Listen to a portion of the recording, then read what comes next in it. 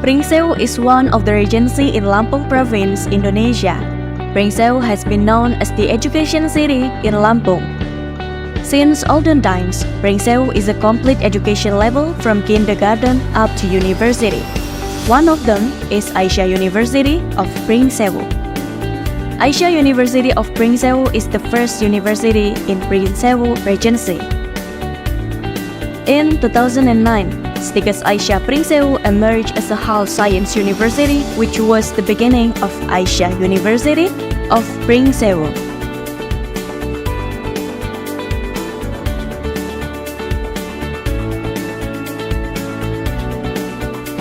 This commitment was built to support a more competent education system in Pringsewu Regency, supported by the strategic location of Aisyah University of Pringsewu with very comfortable buildings.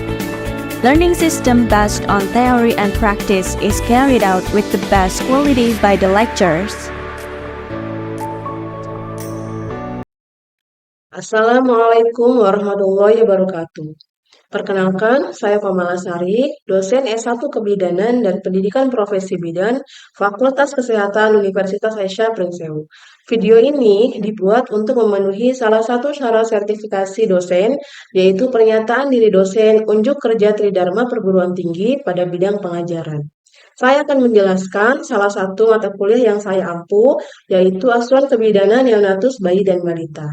Dalam pembelajaran ini, saya menggunakan metode DIA, yaitu Delivery, Interaction, dan Assessment. Delivery yaitu proses penyampaian materi dengan baik kepada mahasiswa agar mudah dipahami. Interaction yaitu interaksi antara dosen dengan mahasiswa ataupun interaksi antara mahasiswa dengan mahasiswa yang lainnya. Asesmen yaitu adanya pemberian tugas yang diberikan kepada mahasiswa dengan evaluasi untuk mengukur tingkat pemahaman mahasiswa dalam menerima materi pembelajaran yang telah disampaikan. Mata kuliah Asuhan Kebidanan Neonatus Bayi dan Balita yang saya ampu merupakan mata kuliah wajib pada mahasiswa semester 4, Prodi Sarjana Kebidanan Universitas Aisyah Pringsewu dengan bobot 4 SKS yang terdiri dari 2 SKS teori dan 2 SKS praktik. Deskripsi singkat mata kuliah ini adalah merupakan mata kuliah wajib kebidanan. Mata kuliah ini memberi kesempatan mahasiswa mengenal dan memahami mengenai asuhan kebidanan pada neonatus, bayi dan balita. Mata kuliah ini mempelajari mengenai konsep dasar neonatus, deteksi dini tumbuh kembang, dan penata laksanaan balita sakit. Pembelajarannya dilaksanakan di kelas dan juga di laboratorium. Bahan kajian dalam mata kuliah ini meliputi konsep dasar neonatus, fisiologi neonatus, imunologi dalam neonatus bayi dan balita, imunisasi, vaksinasi, KIPI, dan cara mengatasinya, pertumbuhan dan perkembangan neonatus bayi dan balita, stimulasi deteksi dini, pertumbuhan dan perkembangan bayi dan balita, masalah-masalah yang lazim timbul pada neonatus bayi dan balita, manajemen bayi dan balita sakit, pasien safety dan pencegahan infeksi dalam asuhan neonatus bayi dan balita, evidence base dalam asuhan kebidanan neonatus bayi dan balita berdasarkan kajian jurnal, upaya promotif dan preventif terkait dengan asuhan kebidanan neonatus bayi dan balita, menganalisis asuhan kebidanan pada neonatus bayi dan balita dengan pendekatan problem solving dan critical thinking. Adapun bahasan dalam mata kuliah yang saya akan ajarkan yaitu tentang imunisasi, vaksinasi, KIPI, dan cara mengatasinya. Capaian pembelajaran yang diharapkan setelah mengikuti perkuliahan ini yaitu mahasiswa mampu menganalisis konsep dasar neonatus, mahasiswa mampu menelaah anatomi dan fisiologi neonatus bayi balita, mahasiswa mampu menelaah imunologi dalam neonatus bayi dan balita, mahasiswa mampu menerapkan pemberian imunisasi, vaksinasi, KIPI, dan cara mengatasinya, mahasiswa mampu menganalisis pertumbuhan dan perkembangan neonatus bayi dan balita, mahasiswa mampu mendeteksi masalah yang lazim timbul pada neonatus bayi dan balita.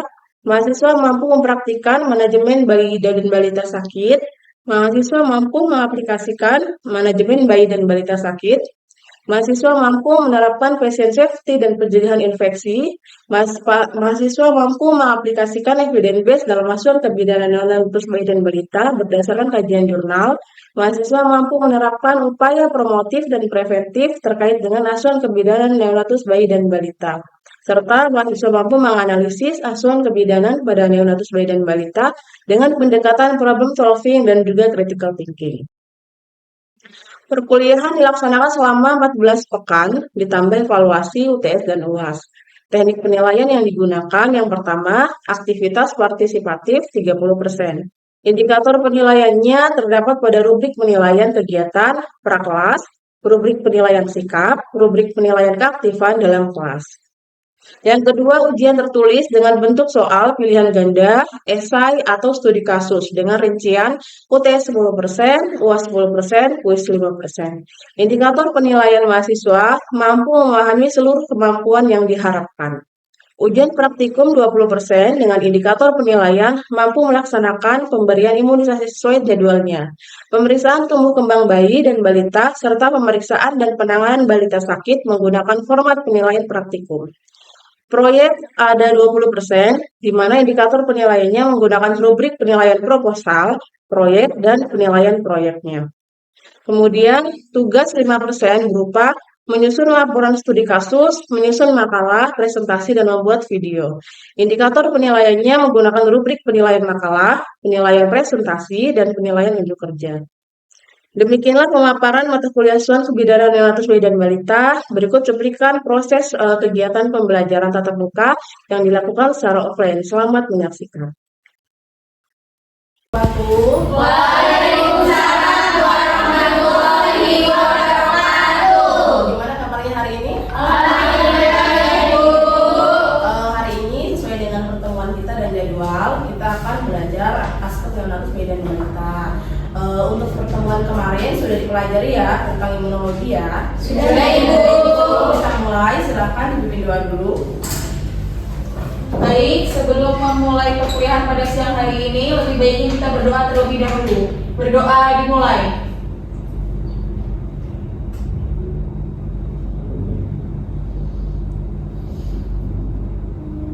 Selesai. Beri salam. Assalamualaikum warahmatullahi wabarakatuh. Waalaikumsalam warahmatullahi wabarakatuh. Hari ini kita melanjutkan pembelajaran yang kemarin. Sebelumnya hari ini masuk semua? Masuk, Ibu. Kalau absensi nanti silakan diisi di LMS Pelangi ya. Nanti Ibu buka sampai dengan 30 menit setelah pelajaran kita selesai. Sebelum kita masuk ke materi hari ini, Ibu minta tolong 2 orang untuk review dulu. Kita mereview dulu pembelajaran yang kemarin. Silakan siapa yang bersedia? Ya silakan Mbak. Sistem imun itu dibagi menjadi 2, yaitu sistem imun non-spesifik dan sistem imun spesifik. Sistem imun spesifik itu yang memiliki memori atau ingatan, sehingga jika ada patogen masuk ke dalam tubuh seseorang untuk kedua kalinya, maka sistem imun ini sudah bisa mengenalinya. Sedangkan sistem imun non-spesifik itu tidak memiliki memori. Setiap patogen yang masuk ke dalam tubuh selalu dikenali sebagai patogen yang baru. Oke ya. Jadi ada 2 sistem imun. Yang pertama tadi spesifik, yang kedua non spesifik. Jadi hanya yang pertama spesifik itu dia punya memori atau ingatan, sehingga kalau patogen yang pernah masuk ke dalam tubuh kita kemudian masuk kedua kalinya, dia sudah bisa mengenali, dia sudah ada sistem pertahanan tubuh atau cara untuk melawan patogen tersebut. Sedangkan kalau yang non spesifik dia tidak ada, artinya setiap patogen yang masuk dia selalu mengenali sebagai patogen yang baru atau benda asing yang baru gitu. Sehingga dia selalu belajar untuk mengenali bagaimana cara membunuh patogen tersebut gitu ya. Yang satu lagi silakan. Saya Jadi ada 5 jenis imunoglobulin, yaitu IgG, IgM, IgA, IgE, dan IgD. Lalu IgG adalah antibodi yang paling banyak terdapat dalam darah, yaitu sekitar 80%. Antibodi IgG adalah antibodi yang satu-satunya bisa masuk ke dalam plasenta ibu karena kemampuan dan ukurannya yang kecil, sehingga IgG seorang ibu akan membantu melindungi janin dari kemungkinannya infeksi. Betul sekali ya. Jadi dari sekian banyak imunoglobulin, ada yang bisa satu IgG yang bisa masuk melalui sawar plasenta, sehingga bisa menimbulkan antibodi ya, atau kekebalan terhadap janin terhadap patogen atau benda asing yang masuk ya, sehingga janinnya diharapkan tetap sehat atau tidak ada infeksi seperti itu ya. Masih ada lagi? Sudah cukup? Ya, Cukup. sekarang kita akan masuk ke pembelajaran yang hari ini, yaitu imunisasi pada anak. Ya, yang pertama ada yang bisa jelaskan ini artinya apa? Silakan. Iya, silakan. Air yang ada di dalam gelas itu. Ada artinya kira-kira apa? Kira-kira artinya kalau lagi belajar itu pikiran kita itu mungkin harus sejernih air itu gitu Bu. Oke, bagus. Ada lagi yang bisa menjelaskan kira-kira filosofinya apa? Kalau ada air di gelas tapi diisinya setengah, kira-kira artinya apa? Ada yang bisa lagi jelaskan? Ya, artinya ya di sini pada saat belajar harapannya kalian sudah ada setengah ini, artinya sudah ada ilmu yang kalian dapat sebelumnya ya. Makanya setiap pembelajaran ibu selalu mereview kalian udah ada belum nih dasar atau modal kalian untuk belajar hari ini. Artinya ibu tidak memberikan pembelajaran yang kalian nggak tahu sama sekali. Artinya berarti ibu harus memberikan dari awal dong kalau seperti itu. Kalau sekarang kan ibu hanya melanjutkan, kalian sudah ada modalnya setengah seperti itu ya. Paham ya? Paham. Nah, sekarang untuk hari ini yang pertama kita akan mempelajari tentang konsep pencegahan penyakit deteksi dini tumbang, penata laksanaan bayi balita sakit, pembelajaran dilaksanakan di kelas dan lab, kemudian ada juga praktikumnya ya. Ini untuk deskripsi mata kuliahnya. Kemudian tujuan hasil akhir dari pembelajaran hari ini itu adalah mahasiswa mampu menganalisis dan menerapkan pemberian imunisasi, vaksinasi dan KIPI serta tata cara penanganannya terhadap pasien bayi dan balita. Harapannya kalian setelah itu pembelajaran ini itu bisa memberikan imunisasi ya sesuai dengan usia pada bayi dan balita. Nah, sekarang pengertian imunisasi itu berasal dari kata imun. Pernah dengar ya imun ya? Imun itu artinya kekebalan tubuh, di mana di sini harapannya supaya orang yang diimunisasi itu mempunyai kekebalan atau meningkatkan kekebalan sehingga jika ada penyakit yang masuk ya, dia tidak terkena penyakit tersebut, atau kalaupun dia sakit dia tidak terlalu parah. Karena apa? Karena dia sudah punya kekebalan di dalam tubuhnya seperti itu. Selanjutnya yaitu vaksin ya. Vaksin itu adalah berupa mikroorganisme yang sudah mati atau kalau dia masih hidup tapi dia dilemahkan ya, sehingga pada saat diberikan kepada seseorang bayi atau balita, dia akan menimbulkan kekebalan spesifik gitu, spesifik yang tadi ya. Jadi dia sudah ada kekebalan dalam dirinya sehingga pada saat ada infeksi yang masuk itu tidak menimbulkan akibat yang berat karena dia di dalam tubuhnya sudah ada sistem kekebalan. Nah, tujuan imunisasi itu ada 3. Yang pertama, merangsang pembentukan kekebalan terhadap penyakit ya. Harapannya itu kalau kita diberi imunisasi yang dulu COVID ya, berarti diharapannya tidak terkena penyakit COVID, atau kalaupun kena itu tidak terlalu parah ya. Kemudian yang kedua, memberikan perlindungan terhadap penyakit ya, penyakit apapun sesuai dengan vaksin yang diberikan ya. Kalau kita diberikan hepatitis B, berarti harapannya tidak terkena hepatitis B atau yang lainnya. Kemudian memberikan rasa aman kepada masyarakat ya, ini sudah jelas karena biasanya yang diberikan vaksinasi atau imunisasi itu adalah penyakit yang menular ya. Dulu itu pernah ada penyakit polio. Polio itu pernah menjadi pandemi, semua banyak yang terkena anak-anak, sehingga diadakanlah imunisasi polio. Harapannya apa? Agar tidak ada yang terkena, karena ini bisa menyebar atau menular. Akhirnya kalau memang si anak ini diberikan imunisasi polio, masyarakat merasa aman karena tidak ada lagi yang kemungkinan akan terkena penyakit polio. Nah, di sini ada jenis-jenis regimen imunisasi yang diberikan. Yang pertama ada namanya imunisasi aktif. Ya, imunisasi aktif ini yang tubuh membentuk antibodi sendiri. Kemudian ada pasif yang didapat dari luar. Jadi contohnya seperti imunisasi. Kita nggak punya kekebalan tapi ditambahkan atau diberikan dari luar. Kemudian ada imunisasi dasar, sejumlah suntikan yang diperlukan untuk mencapai kadar antibodi atas kadar netralisasi. Ya.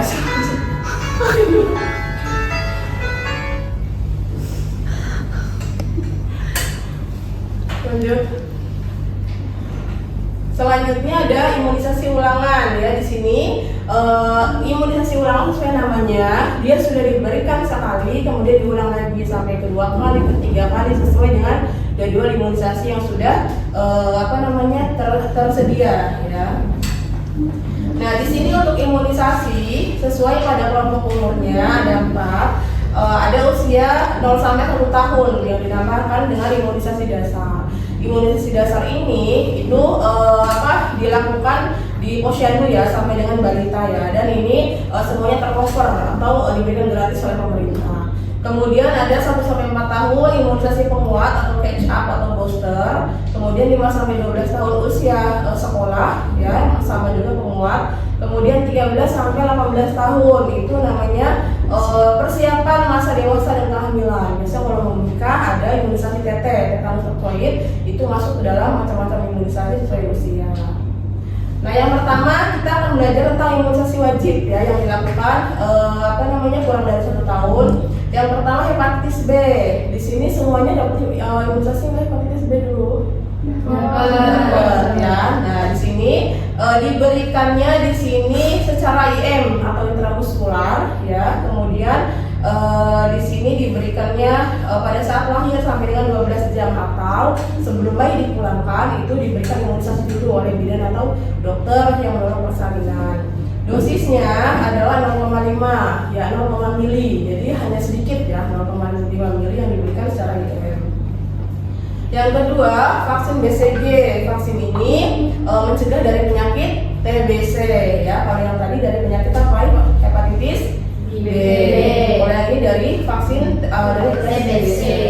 Nah, diberikannya di sini yaitu sekitar dari usia 1 bulan sudah boleh diberikan sampai dengan usia 2 bulan. Nah, di sini akan ada timbul ulserasi ya, ulserasi itu ada bekas suntikannya dan biasanya akan timbul pada usia 2 sampai 4 bulan. Ini normal ya. Jadi kalau setelah disuntik terus ada laporan dari pasien, "Bu, kok saya di sininya anak saya di sini timbul kayak bisul ya Bu, itu ulserasi." Dan itu normal. Artinya kalau timbul seperti itu kita jelaskan ke ibunya bahwa itu normal efeknya dan itu bagus sebenarnya asalkan tidak ada tanda-tanda infeksi seperti ada kemerahan, sakit atau keluar nanah ya. Kemudian dosisnya berapa? Dosisnya 0,05. Kalau hepatitis B tadi berapa? 0,5. Yang ini 0,06. Kemudian yang ketiga DPT, singkatan dari difteri, pertusis, dan tetanus. Sekali suntik ada 3 penyakit yang bisa dicegah menggunakan DPT ini ya.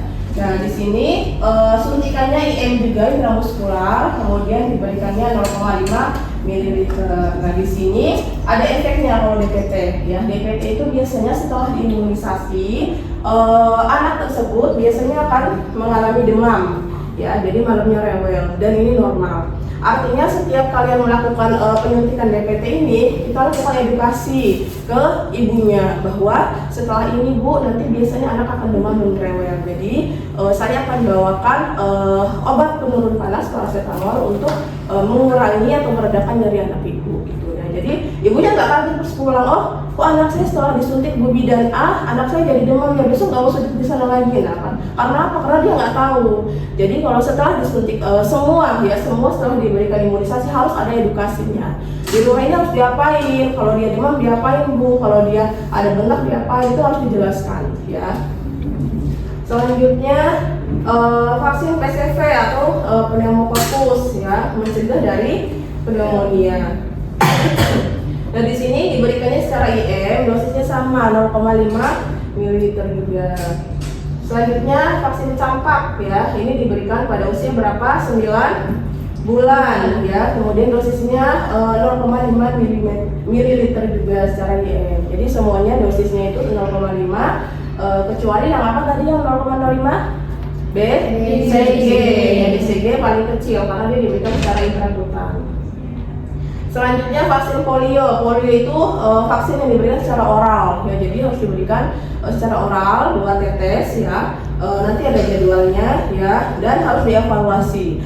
Artinya setelah kita memberikan vaksin polio ini, evaluasi selama 30 menit. Ibunya jangan boleh pulang dulu, dilihat dulu. Kalau memang bayinya muntah atau keluar lagi, kita harus berikan lagi gitu ya. Harus dipastikan bahwa vaksin ini benar-benar masuk ya ke dalam tubuh bayi gitu. Ada pertanyaan dulu sampai di sini? Izin Silakan. bertanya Ibu. Iya, silakan. Bagaimana jika pada saat balita itu dijadwalkan imunisasi, balita itu mengalami sakit, Bu? Padahal saat itu jadwalnya mendapatkan imunisasi. Apakah tetap boleh diberikan imunisasi atau tidak ya, Ibu? Ya, bagus pertanyaannya ya. Jadi contohnya dia usia 2 bulan. 2 bulan harusnya dapat apa di sini? Hepatitis B1, polio 1, BCG 1, HIV 1, BCV 1 ya. Banyak banget yang harus dikasih ya kan. Nah, 2 bulan ini dia datang ke posyandu bersama ibunya, tapi pas dicek TTV-nya ternyata bayinya panas atau demam. Kira-kira boleh atau tidak? Kira-kira boleh atau tidak? Tidak boleh. Kenapa? Efek dari DPT sendiri tadi apa? Demam. Artinya kalau anak balita yang memang dia sedang sakit, dia tidak boleh diberikan imunisasi karena bisa memperberat sakitnya. Ya, apakah itu demam, apakah dia diare, itu tidak boleh. Jadi dia tidak boleh diberikan imunisasi pada saat itu. Bolehnya apa ya? Bolehnya kita obatin dulu biar apa? Biar dia sembuh dulu. Karena imunisasi ini adalah untuk menguatkan sistem kekebalan tubuh. Artinya kalau sistem kekebalan tubuh dia lagi sakit berarti lagi drop, lagi lemah. Kita harus meningkatkan dulu sistem imunitasnya atau kekebalan tubuhnya, baru bisa diberikan imunisasi. Itu sudah jelas? Jelas, Ibu. Sekarang kita mau belajar studi kasus ya, buat 3 kelompok. Nanti Ibu kasih 3 tipe soal, nanti silakan didiskusikan ya. Silakan bikin 3 kelompok dulu. Jadi 3 orang boleh di sini bareng ya. Semua sudah Ibu. Sudah 5 menit ya. Dari kelompok mana dulu? Silakan. Kelompok 1 dulu boleh. Silakan dibacakan soalnya.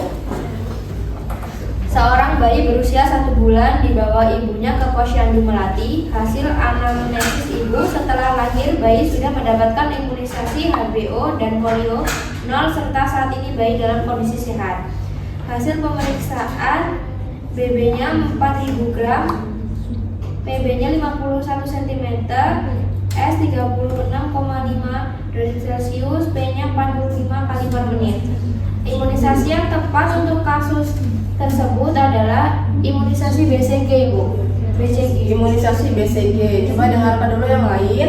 Jadi pada saat datang usia bayinya 1 bulan, ya, dia sudah mendapat imunisasi HB0 dan juga polio 0 pada saat lahir. Berarti ibunya mendapatkan imunisasi apa? BCG. Benar ya? Ya. Kemudian kelompok 2, silakan. Ya, dibacakan dulu soalnya. Seorang bayi perempuan dibawa ibunya ke posyandu Trisakti. Ibu mengatakan bayinya berusia 10 bulan. Bayi dalam kondisi sehat. Riwayat imunisasi sebelumnya saat lahir, bayi sudah mendapatkan imunisasi HBO dan polio 0. Polio 0. Usia 1 bulan mendapatkan BCG. Usia 2 bulan mendapatkan DPT, HB, HIB 1, PCV 1, dan polio 1. Usia 3 bulan mendapatkan DPT, HB, HIB 2, dan polio 2. Usia 4 bulan mendapatkan DPT, HB, HIB 3, PCV 2, dan polio 3. Dan usia 6 bulan mendapatkan PCV 3. Hasil pemeriksaan BB 9,8 kg, PB 72 cm, S 36,6 derajat Celcius, P 35 kali per menit. Jenis imunisasi apa yang tepat untuk bayi saat ini? Jawabannya imunisasi campak, Ibu. Bayinya usia berapa? 9 bulan. Dari data yang didapatkan semua imunisasinya lengkap ya, sesuai dengan usianya. Jadi pada saat ini bayinya harus mendapatkan imunisasi campak. Benar ya? Oke, terima kasih. Yang kelompok ketiga silakan. Jadi seorang ibu melahirkan bayi laki-laki di PMB. Hasil pemeriksaan bayi lahir normal, menangis kuat, BB-nya 3.800 gram, PB-nya 50 cm, S-nya 36,5 derajat Celcius, P-nya 44 kali per menit. Bidan memandikan bayi setelah 6 jam bayi lahir dan memberikan imunisasi setelah 12 jam bayi lahir. Jadi jenis imunisasinya imunisasi hepatitis B0 dan polio 0, Ibu. Ya, Ini pada saat lahir ya. Jadi pada saat lahir sebelum dipulangkan harus diberikan imunitas hepatitis B0 dan juga polio 0 ya. Semuanya sudah benar. Terima kasih. Selanjutnya ya ini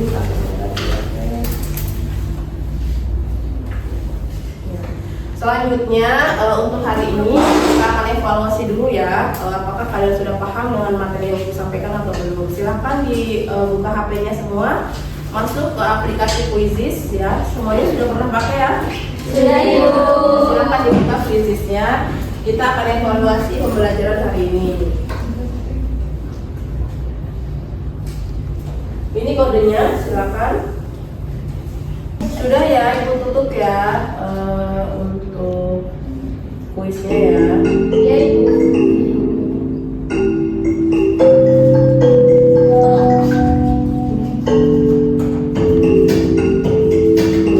Ya, pertanyaan pertama diraih oleh Siti Fatma. Mana Siti? Ya, masih belum. Kedua Tasya Ria, mana? Tasya ya. Afifah ya, itu mana?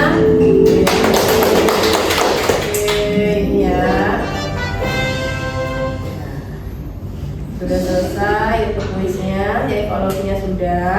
Nah, hari ini kita sudah belajar ya tentang materi dan juga kasusnya. Minggu depan kita akan belajar praktik di laboratorium tentang pemberian imunisasi dasar ya. Jadi nanti kita akan belajar. Logbook kemarin sudah Ibu kasih ya? Sudah, Ibu. Oke, silakan dipelajari. Di situ sudah ada daftar pilihnya ya. Nanti kalian pelajari pada saat minggu depan kita belajar di lab tentang cara pemberian imunisasi sesuai dengan daftar tilik yang sudah Ibu kasih. Itu ya. Sudah cukup untuk hari ini? Cukup, Ibu. Semua ya? Jelas. Itu saja dari saya. Terima kasih. Mohon maaf jika ada kesalahan. Wassalamualaikum warahmatullahi wabarakatuh.